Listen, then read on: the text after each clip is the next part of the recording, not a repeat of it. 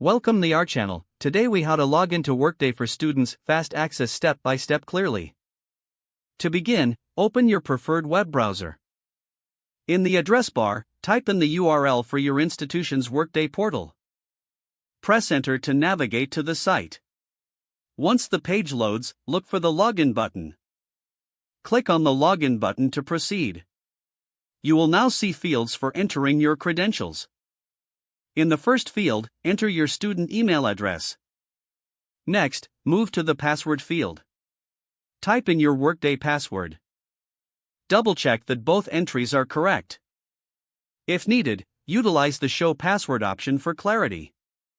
Once you have verified your credentials, click on the Sign In button. Wait a moment as the system processes your login request. If your credentials are correct, you will be directed to the Workday dashboard. If you encounter any errors, check your email and password for accuracy.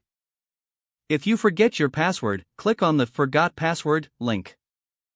Follow the prompts to reset your password if necessary. Once logged in, you can access various features and resources available in Workday. Use the dashboard to navigate through your student information and services. For any assistance, consult your institution's support resources. If the page does not load, refresh the browser or try again in a private or Make sure you are using the correct email address, then retype it carefully to avoid small typos. If your password is not accepted, use the reset option and create a new strong password you can remember. Check your spam folder for verification or security emails, then complete any requested confirmation steps. Enable two-factor authentication if available to improve account security and reduce unauthorized access risk. After signing in, review your profile details so your contact information and settings are accurate and current. If you see an error message, note it down and try again after restarting your device and internet connection.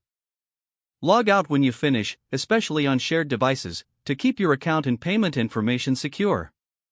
Don't forget to like this video and subscribe to our channel for more step-by-step tech guides.